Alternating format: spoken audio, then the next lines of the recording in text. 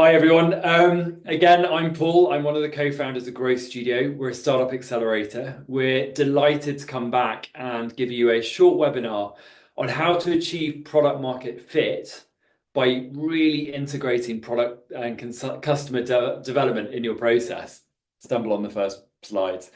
We're a startup accelerator. We work with corporates all over the world. We've run about 75, 76 startup accelerators, but crucially, we've worked with over 1,000 startups now, and the startups that we work with are fundamentally those that are changing the planet for the better. So they focus on biodiversity loss, on climate change, on reducing pollution. So we really understand the complexities and the challenges of people like you who are creating businesses, initiatives, solutions, and innovations that are hopefully helping the world not collapse. Before we start, we'd love to know your questions. We'd love to know your thoughts. So please do put stuff in the chats. If you have any questions for me at the end, please put them in the questions and we'll try and achieve as many questions as we can with the time given. We'll share the slides with you afterwards, so we'll email those across. And I think, as with all of these sessions, think about what are the tactics you can use to put these into practice rather than just hopefully being a bit inspired. So think about tactics, think about things that you can use. Again, if there's any ideas you have, please put them in the chat, because oftentimes the tactics you have or your considerations are really useful for other people.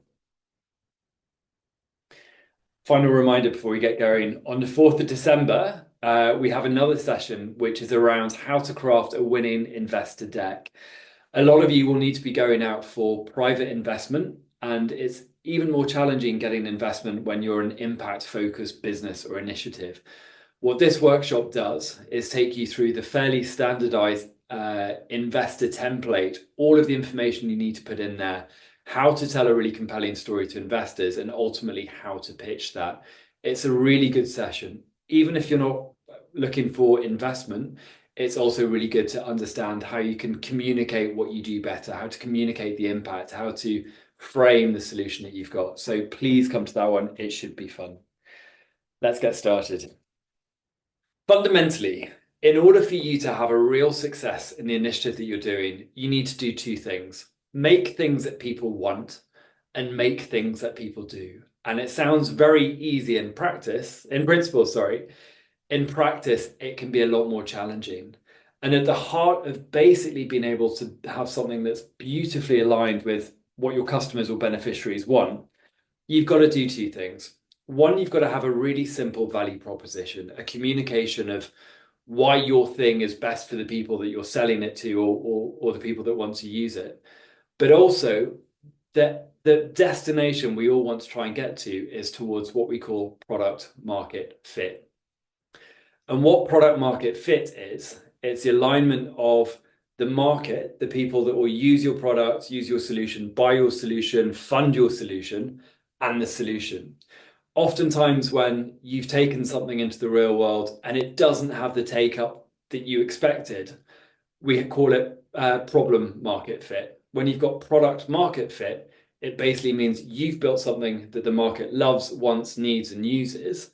And that's where you can see your solution really take off. If we want to try and change the world with all of your solutions, and that's why we're all here, we have to get product market fit. And at the heart of getting product market fit is really understanding who are the people that are going to be funding, using, buying, and benefiting from your solution. So fundamentally, throughout all of this, speak to people. If you can take one thing away, speak to people. Now, the term customer development was coined in the startup world. And customer development is essentially a methodology to achieve a strong product market fit by really understanding customer needs, validating the product ideas, and iterating based on real world feedback. Essentially, what that means is you understand the problems that the people you are selling to really face. You've really gone and proven beyond doubt that your product or your solution or your initiative really supports the problem that they're trying to solve. And you take it through a process of changing and tweaking and optimizing and refining and testing and experimenting until you get to that point where what you've created is perfect for the market. And that goes through everything. It might be the solution that you've invented or created. It might be your marketing channels. It might be your sales channel. It might be your proposition. It might be your pricing. But essentially, every part of what you do can be improved by speaking to people, because it means you're tailoring your solution for the people who need it most. And if you're the best solution for those people, you have a stronger chance of making a bigger impact, of getting more funding, of selling more of your product, of getting into new markets. So customer development is fundamental to your success. Customer development, or really interrogating and speaking to people, really helps you understand a few things. Helps you understand your customers' needs and wants. It really helps you understand the buying habits, how they fund or how they buy or how they support solutions like yours. Is it, do they pay a high price? Do they pay regularly? Is it a subscription? Is it a fund? How do they use that fund and deploy those funds? It helps you understand what bias or motivations or attitudes they come with. So when you go and approach someone to try and ask for money or to support your initiative, it's really important that you understand where they're coming from before you approach them in the first place. It can help you understand what their desires are. It helps you understand the complexity of the value chain and all of the things you're competing across, as well as understanding what requirements are really important.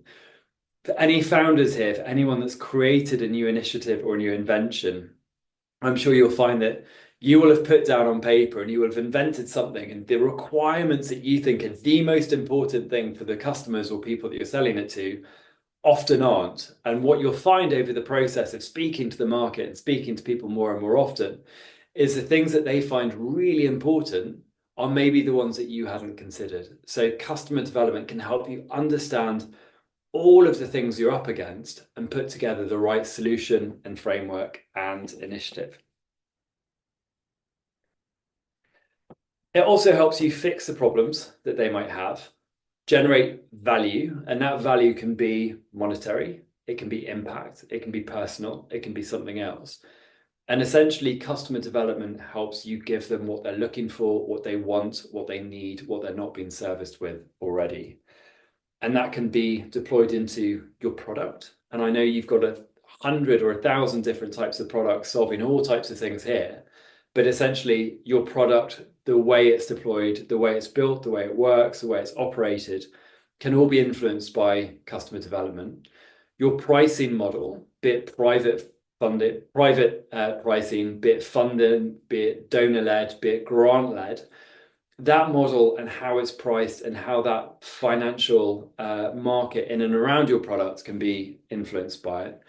And finally, your proposition. How are you taking what you own and what you've developed to the people who can fund it, to the people who want to use it, to the people who will benefit from it? All of these can be made better.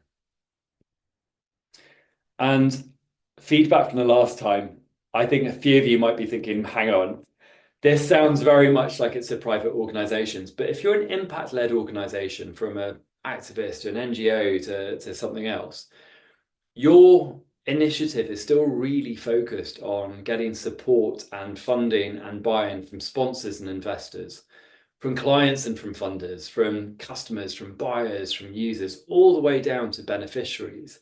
And so really understanding how these people operate and what they want from a solution and what they want from you is really important. And so I'd say that no matter what type of organization or initiative you have, you still need to undertake customer development. You might think, is it expensive? I would counter that it's too expensive not to do. Why waste time and money, and why waste the potential impact you could have trying to build something that nobody wants or trying to activate something that nobody needs? Find out what the market needs now. So hopefully you've all built into my evangelizing about customer development, but how do you put it into practice? Well, here's some practical steps that anybody can do. The first thing is to take a step back, look at what you're doing, look at where you're trying to go and what your goals are for your organization, for your business, for the impact that you're trying to make. And first try and diagnose what would make the biggest impact to your organization. Is it product-based? Could your product do something better, bigger more effectively? Is it pricing based? Are you getting enough funding in or making enough money? Is it proposition? Is it that you're knocking on multiple doors, but you're not getting the sales or the activation that you need? Is it around you've got everything, but nobody wants to use your product? Diagnose what will make the biggest impact first and prioritize that. Secondly, then start to think about who are the people you need to speak to really understand the problem, the opportunity, how you can fix some of those problems, who you need to speak to in order to influence those problems, and start to think about, right, here are the problems, here are the people that can help me understand what's at the heart of us not being able to achieve those things that we want to do. And then make a plan. Think about the learnings that you need to get from speaking to these people. Think about how you'll measure success. And then you can start to really put into action. So although the next couple of tactics aren't really customer development, in my eyes, it's really useful to understand the full context of the area that you're operating in. So what we always ask people to do first is map out the value chain. And that's thinking about the industry or sector that you're working in and all of the different players from perhaps the raw material suppliers all the way through to retailers. So if you imagine a Magnum, a Mars bar, think about, right, where do the raw materials come from? How are they produced? Where are they processed? Where are they packaged up? How are they shipped or sent to different places? How are they then delivered into retail, and fundamentally, how do people like you and I around the world go and buy our Mars bar from different places? Think about where the money goes from left to right and where the value goes from right to left. And also to try and plot out all of the different influences and other players that might have an impact on that value chain. This might be regulators. It might be tech providers or platforms that people use. It might be financial backers, be institutional banks, be investors, be grant makers. It might be advocacy groups, but your value chain can possibly be quite complex. But by really understanding the entire value chain, you can really understand where you sit in the middle. And think about how does the money flow? Who has the influence over the people you're trying to sell to, the people you're trying to help? What are the priorities among each people in this chain, and who do you compete with?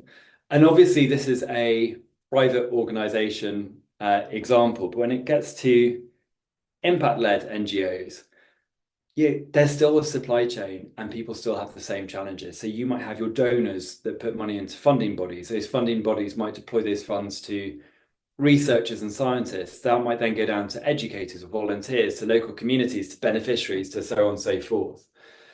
And in amongst this, you've also got regulators, you've got government bodies, you've got activists and advocacy groups, you might have media and PR. So the value chain in an impact perspective is still quite complex. But if you can understand the influence that, say, donors exert on the local community or on beneficiaries, you can understand how you need to work within that system.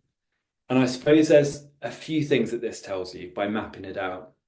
What influences your funding or your revenue? Because the people you sell to also need to get money from someone else further back the chain. It really helps you understand what people's priorities are, and that might be people, organizations, funding bodies, beneficiaries. It helps you really understand what you're competing with and who are you competing with and how you are competing with other people. It, I think, really clearly shows you who you need to interview or speak to or understand and where you position yourself. So always start with the value chain so you can understand the context behind what you're doing and where the money flows. Any questions on this, please put them into the chat. And the key questions you need to ask yourself is, who is my customer? Who is my competition? Who are the users? And ultimately, who are the beneficiaries from the things that I do? What are their motivations? What are their needs? What are their wants and what are their priorities? How do I understand, influence, win over, and sell to the people that I need to? and how does my solution fit within this ecosystem or this value chain perfectly? So you might think that you have a solution just for the beneficiaries at the end, but actually where you get the money might be grant funded, might be incumbent on donors further up the chain. So you need to think about how your proposition floats all the way up. It's a really good exercise to start first. The second thing to really get to the heart of building things that people need is to list all of the assumptions that you really hope, fingers crossed, need to be true. So within the project that you're trying to do, within the initiative that you're trying to run, the business you're trying to scale, think about your customers' needs. What are the assumptions that you have around their financial needs, their impact needs, their personal needs, their unmet needs? What are the assumptions around the types of problems they have, the impacts of those problems, how big a value they place on each of these problems? What are their personal priorities, their impact sustainability priorities? What are their commercial priorities? And again, you can start thinking about, okay, from your product to your solution, you've prioritized or you've made the assumption that the features that you have and the benefits you communicate and the way it's positioned to the market and the price you've applied to it all match with the people that we've laid out in the value chain. But your initiative can only work if all of these assumptions are true. And that's what you need to get to the heart of. And then finally, you've made assumptions about who your buyer is, who your users are, who the beneficiaries are, and what your propositions are. So list all of the assumptions that you might have around what you're doing, so that you can really understand whether or not the people you sell to or the people who need your product will agree. And this helps you do two things. Once you've prioritized these, it helps you set really clear research objectives.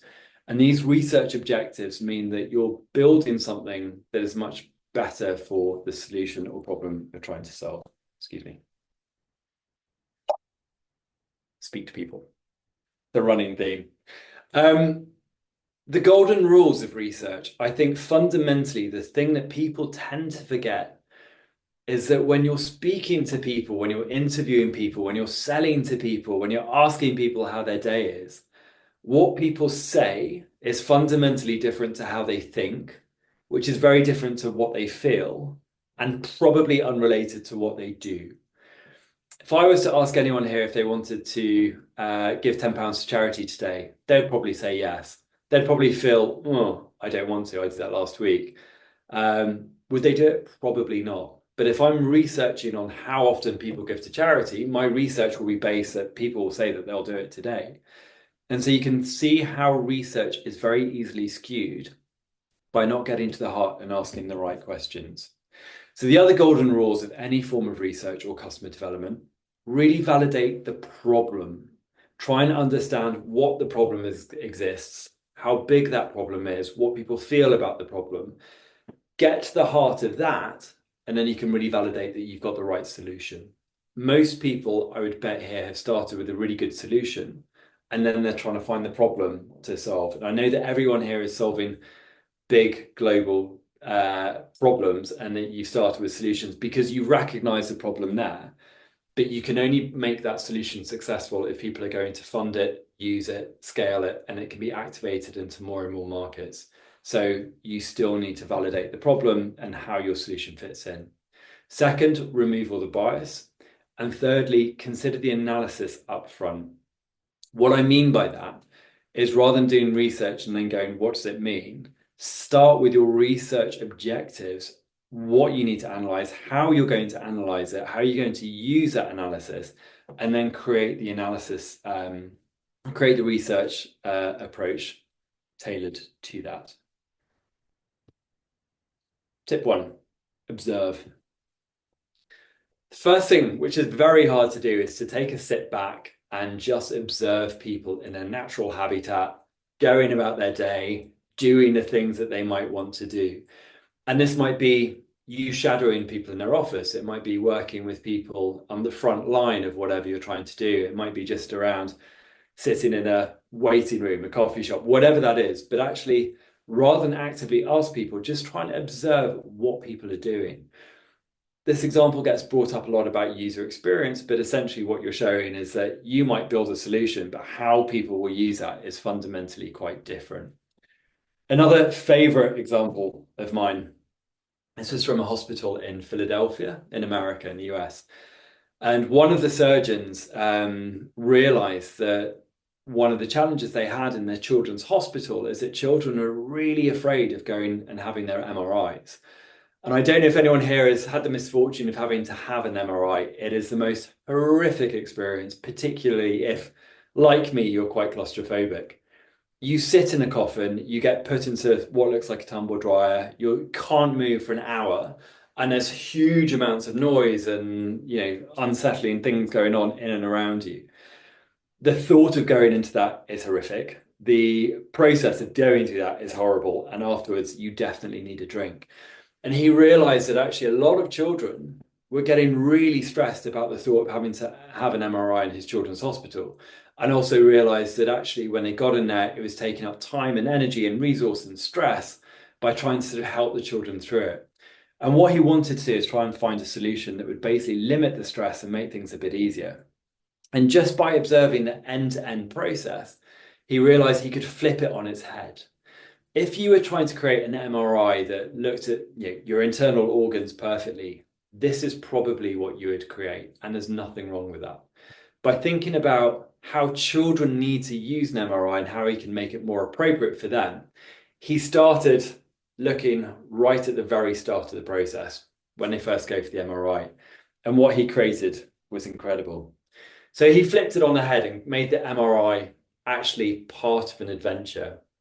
Whenever a child was going for an MRI, it was positioned very positively. They were going on an adventure. They would be dressed up. The nurses would also be dressed up. They'd get to choose which MRI and which adventure they went on. They would be put into a special buggy and taken on. And when they were having the MRI, there was a story being told to them so that every single noise and bump and thing that was happening was part of the adventure. And not only was this a lot less stressful on children and their parents and the nurses, but actually, from a practical perspective, it meant that they were able to do more MRIs every single day because they weren't having to abandon them from children not using them. So it's a really nice example of someone just looking at what was happening and then trying to find a solution around it. The second one is to really ask and listen, understand what customers want and how they want it. And there's a number of tools you can do this. One of the most effective ones we think are a simple survey. 10 to 12 questions. And surveys are really good at understanding quantitative insights from large audiences. Essentially, getting analyzable facts and figures and stats and percentages from a large group of people.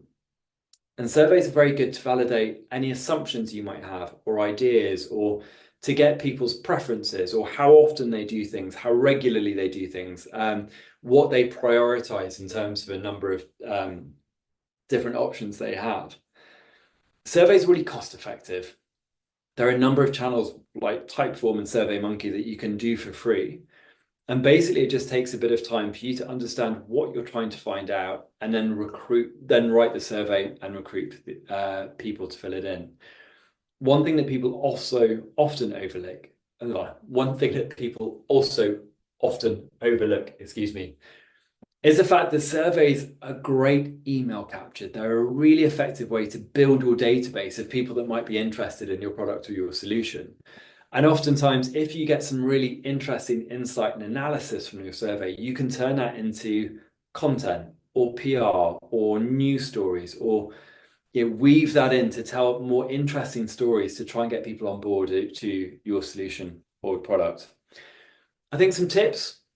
Whenever you do a survey, really start with a really clear objective of what you're trying to find out and who are the types of people you want to find that out from. This could be things like trying to work out what features you need to prioritize into your next product. It might be around how people pay for things or fund things. It might be about background on some of the beneficiaries that you might have. It might be about what solutions people use and what features people use.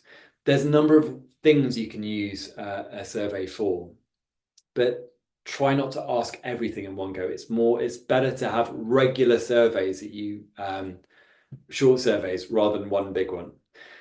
The structure of the questions and who you ask those questions to are absolutely critical. Again, think about how you'll analyze some of the feedback. So you don't want ambiguous questions. You want to be able to try and get people to answer a series of structured of questions so that afterwards you can then put a bit of mathematical analysis of them. So you know that 80% of people do this, but 20% of people do that. Or 64% of people prefer these 5 features rather than those ones. It's really easy to bias the survey. What you don't want to do is go in and go, is this product good? Yes or no. What you want to go in is more questions around, how often do you have this problem? What impact does that problem have on your day? How much do you pay for that, to solve that problem? There's a list of features here. Which one of these would solve your problem best? Which ones would you be happy to pay for? So be specific on the questions. And it's always really good to try and get a third party, someone to glance their eyes over and test the survey you want to do before it goes out, just to make sure that the questions make sense, just to make sure there's no ambiguity and no bias. Surveys are really good at understanding what people do, but not necessarily why people do the things that they do. And as I said, 10 to 12 questions maximum. Do them regularly and often. Think about what you want to analyze and use things like Typeform or Google or SurveyMonkey or Google Forms to start to craft those answers. See a couple of private questions coming up, so please keep those questions going. And I think what you want to do is think about if you're surveying people, who've already used your product or your existing customers, that's really useful. If you need to treat them quite differently than if you're just going out to market. Try and avoid incentivizing people to just fill out the survey. So if you go out to a survey and go, we're going to give £1,000 away, a lot of people will want to do that survey. If you just go, we're really keen to get your feedback and your insight, let us know, then people might have a more emotional reason to try and fill out that survey. And finally, don't forget, this survey is a touch point. It's part of your brand. It's part of what you do. Make sure that it's got a bit of personality in it, that you really analyze the feedback, that you maybe use that as a good excuse to also get in contact with people. I've got someone here. I work in a B2B environment. Instead of a survey, I've discovered that using our clients to help us with setting up a Q&A about our products and sending all questions they can think of is really helpful. I totally agree. I think we might touch on this. Great question, though. Surveys will give you access to 100, 200, 1,000 people, whatever that is. And you want to try and get people who won't say things to please you. You want honest, unbiased, free feedback. When you want to go a level deeper, focus groups are really, really important. I see I've got a typo there. A focus group of 4 to 6 people really gives you in-depth qualitative feedback and insight, I should say. So whereas a quantitative survey will give you facts and stats and numbers, this is more insight. It's more how people feel, think, what they do. And focus groups can be really good to have a 40-minute, 30-minute, 60-minute conversation with a series of people around a topic. And we'd always say that when you're doing a survey, when you're doing a focus group, have no more than 6 people. There are more than 6 people in a group, then oftentimes the more extroverted people take over, the more introverted people tend to not speak. Try and get people so that they can build chemistry with one another. They can bounce ideas off one another. And it's really important to recruit the right type of people that can give you insight into how they feel, what they do, where they do it, in a way that they'll give you honest feedback. So understanding the context of a value chain, of a new market, of how people look at your product versus the competitors is a really good vehicle for a focus group. It can be really good to test ideas. It can be really good to showcase new features and try and get people's perspective as to what they value one over the other.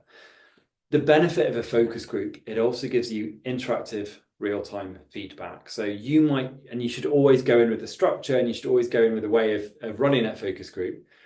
But actually, if someone starts to uncover a golden nugget of information, it gives you the opportunity to go off and explore that. Again, so sometimes people will say things or do things in a focus group that nobody will have considered, but actually sometimes they can be absolutely golden. So a focus group gives you the opportunity to jump on and capitalize those things. It can really help uncover hidden needs. And again, all the way from a beneficiary for a particular product all the way through to someone who funds or buys solutions, you can really understand what's at the heart of what they're looking for and what they're not getting. So if you were to speak to donors, as an example, all the way up the value chain, and really understand what they want from the funding that they give. Yes, there'll be stuff on their website, but actually, you can understand what they want from a solution that maybe no one else is giving them, that they haven't published.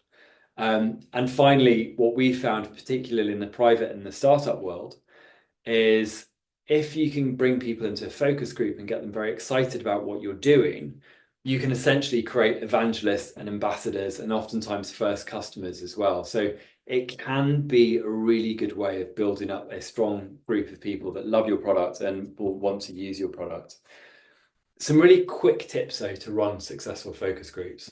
First of all, set really specific goals for what you want to find out from a focus group. Otherwise, you're just having a chat. Secondly, it's really important to select the right type of people. So think about what people's responsibilities are. Think about what they're trying to achieve. Think about people who might use a competitor of yours. Think about people that have similar problems. Try and really profile the right types of people you want into that group and then bring them all together. And what's really important, if you're trying to get product feedback, if you're trying to get feedback on pricing, on how you sell, on your proposition, on features, first of all, the way we would generally approach a focus group is start really broad. Ask them about the problems that they're facing, what they do day to day, get them to contextualize when they start thinking questions. So rather than go, do you like to drink cups of tea? Yes or no? Think about, think about when you really need a cup of tea. What does that look like? How do you go and get it? How do you make it? So ask questions in and around what they do so they can start to think about the context in which they answer those questions. And that can unlock the insight between what they say, do, think, and feel. And as you try and get more and more information from them, and as you understand the context of the behaviors that you need, that's when you can start to introduce your product or your solution or your initiative. So rather than going, bam, this is our solution, let's talk about it. Find out about the problem they've got, and then introduce your solution iteratively. If there was a solution that promised to do these 3 things, what would you think? Would that be of value? What would you want from that? What would you think about that type of solution? Then you can introduce a bit more of the details. Well, if that product cost you X dollars or Y dollars, would that be expensive? Would that be cheap? And then finally, at the very end of the focus group, that's when you can come out essentially and tell them all of the information about your product. Try and find out the problems that they have and the environments they're working with first, rather than tell them about your solution. On the flip side of that, if they're customers of yours already, then obviously they know what you do and what your solution is. So again, think about asking them how they use your solution, what would they want more of, what would they want less of, what do they enjoy, what's critical for their day-to-day, and then you start to introduce the specifics behind it. Keep focus groups short, 40 minutes maximum, with like 20 minutes of buffer conversations. No one needs to be talking more than an hour. You start to lose things. Make sure your focus groups are recorded and transcripted so that you can spend your time asking questions and managing the group rather than making lots of notes. And again, just think about your crib sheet. What are the details by which you run that focus group so that you're not creating bias? Incentivize focus groups participants appropriately. If you've got people like students, you can get them in and pay them a small bit of money or buy them lunch, and that will be okay. If you're trying to get in very rich donors or really senior level executive business people or people that are sector specialists, there's probably their time is much more valuable. and you might not be able to pay them. So think about, right, how can I incentivize them with something else? So rather go, look, please, can we pick your brains? We will give a certain amount to charity, or it would really help us create more of an impact. Think about what the personal incentive it is that you can offer them so that they will be willing to come and use your time. Secondly, focus groups are really useful, but they are time intensive to run, plan, recruit. You should use them often, but just think about how much time you have in the business or the organization to do that. Group dynamics are key. Oftentimes one person can take over the entire dominate and take over the entire focus group if they're too chatty or too extroverted, and it's only 6 people. So you might get huge amounts of insight that you might think is categorically different or at odds to what you're trying to do. But just remember, it's not statistically relevant. There are 6 people there. They will give you insight and perspectives and knowledge. But if they give you something that you think is very different to what you're doing, you need to go off and validate that with other people as well. Last couple, empathy maps. We talked about this a few minutes ago. Empathy maps are really good at unlocking hidden insights. They're really good at understanding people's personal motivations and thought processes. And what you want to do with an empathy map is first, ask your user, ask the person that you're interviewing or in a focus group with, go, right, what's the goal that you're trying to achieve? And that goal might be making a cup of tea. It might be funding an NGO. It might be recruiting a new technology solution for their company. And if you ask them what their goal is, and then get them to just verbalize what they're thinking. So I don't know, my glasses case at the moment, if I was to give that to you and go, right, talk to me about the glasses case. Say out loud what you're seeing, what you're thinking. I'm picking up the glasses case, I'm opening it up. What do you think? Well, it feels a little bit cheap, a little bit tacky. How do you feel? Well, the minute I put that in my bag, my glasses will probably fall out and I'll get dust in them. So if you were to go to someone and ask them, to validate whether the glasses case is a good one, they'll probably say yes. By going, right, talk me through what you see. Tell me how you're thinking about this.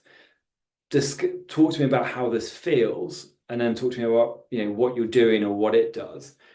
It can really create 4 different viewpoints and insights over any solution. And you can use this for anything. If I was to go into the private sector and talk about a pricing model, a business model, a commercial case, how I fund projects, you can still use the same method to do this. And you can either do this as an interview, you can get people to write post-it notes down on each of these boxes. You can get them to do a thing and ask them to just talk to these as they're doing it. But it's really important to be discursive, for you to ask open-ended questions, for you to try and weave out that insight, to make it really collaborative. And obviously they've got to trust you and they've got to trust the process. You've got to build up trust. The $2 million questions I think that everybody should be asking at any opportunity. First one, can I buy you a coffee? If you see someone really interesting, if you meet someone in your industry that does something related to what you do, for the sake of a $1, $2, $3 coffee, just going, can I buy you a coffee and can I pick your brains? Oftentimes, they'll enjoy the experience of finding about what you do. You can find out huge amounts about what their motivations are, about how they feel about what you're doing and your product and your solution. It can build relationships. Oftentimes, it can open doors.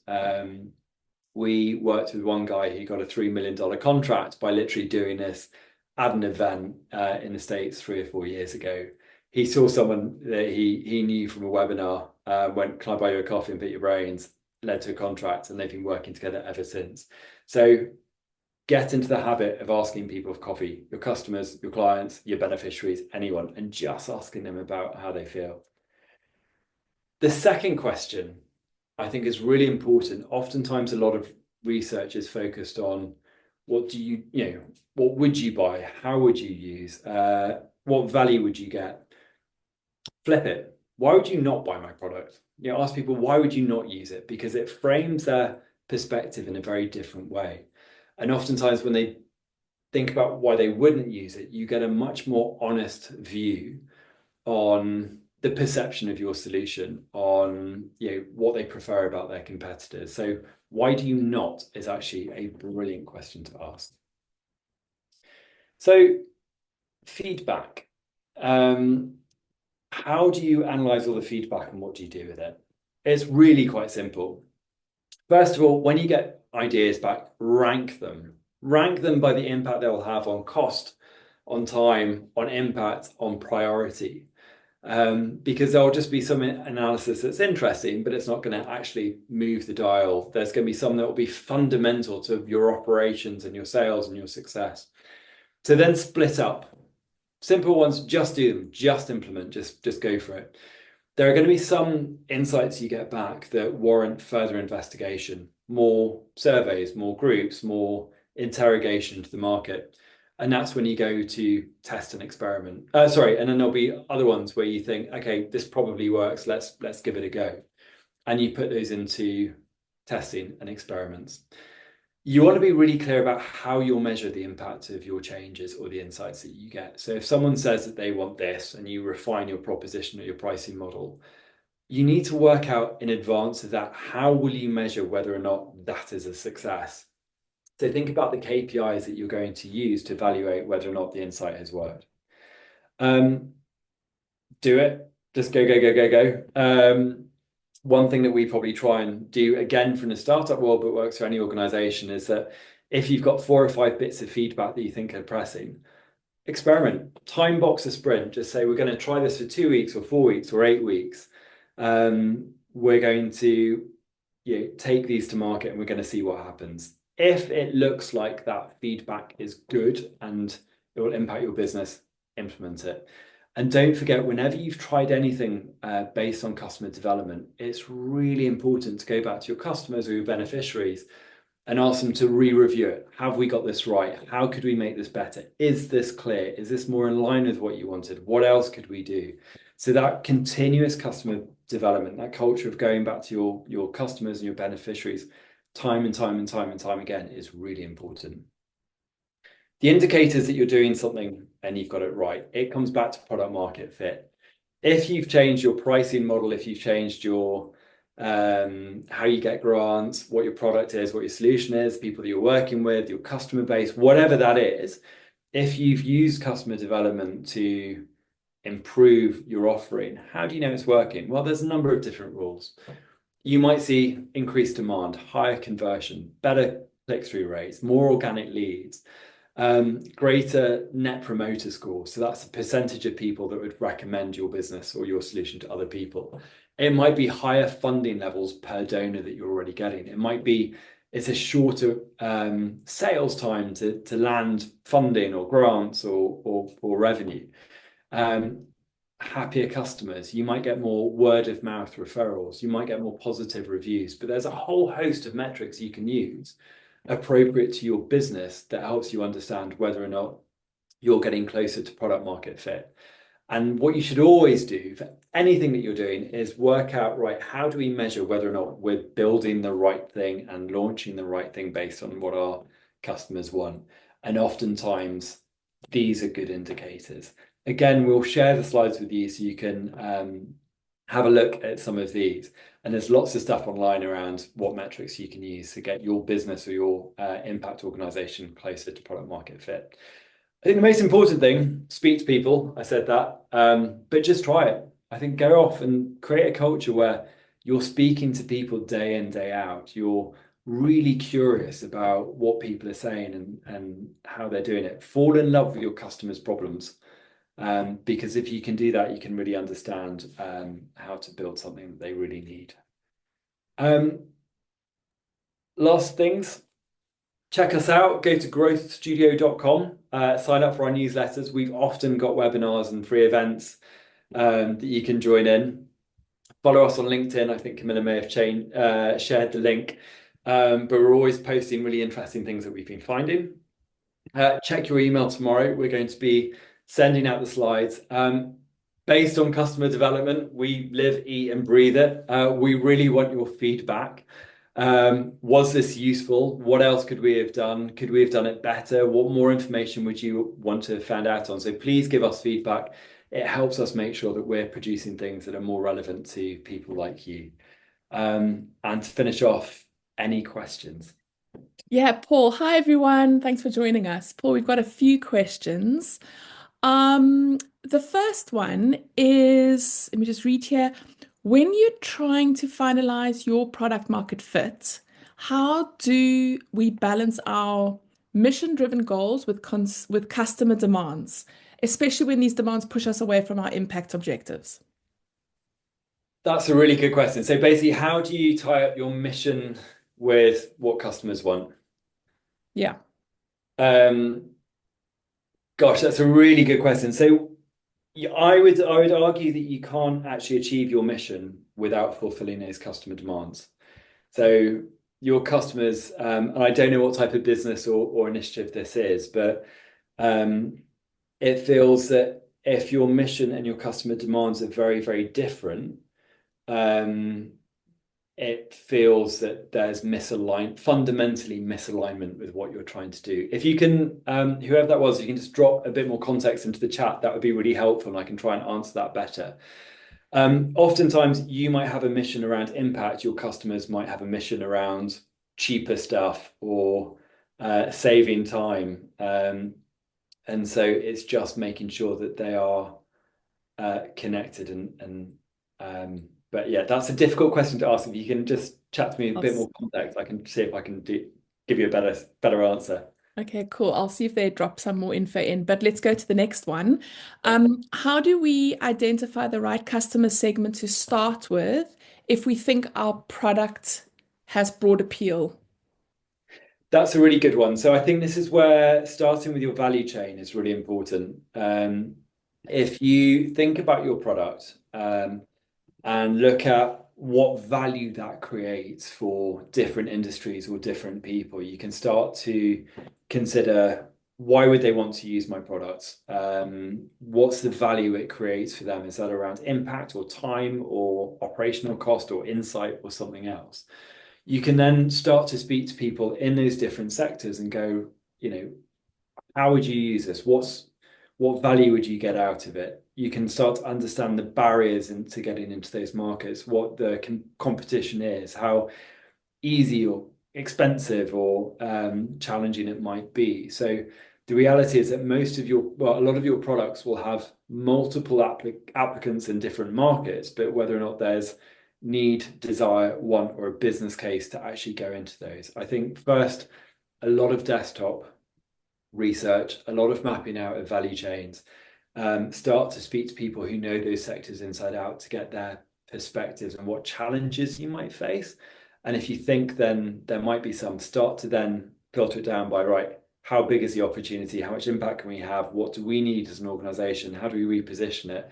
And then go a level deeper into research. Okay, amazing. I think there's just one more here.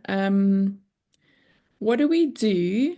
What do we do, or what steps should we take if our initial assumptions or research turns out to be wrong?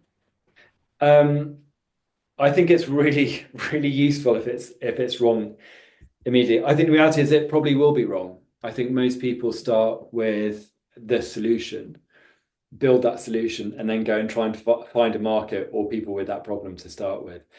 Um, there's a number of there's a number of things you can do depending on where you are in your business. If you're very early stage, I would take a step back for a couple of weeks and just really interrogate the problem and the market that you're trying to solve, and really get to grips with what people are trying to solve and why, and then how your solution fits in there. And then you might need to reposition your product features, your pricing model, that type of thing. If all of the assumptions that you've made about your business are wrong, um, you need to pivot, I would say. So it might be pivoting into another market. It might be readdressing what you do and how it's presented to that market. Again, if you've got any more detail about that, chuck into the chat. Okay. Yeah, I think that's it.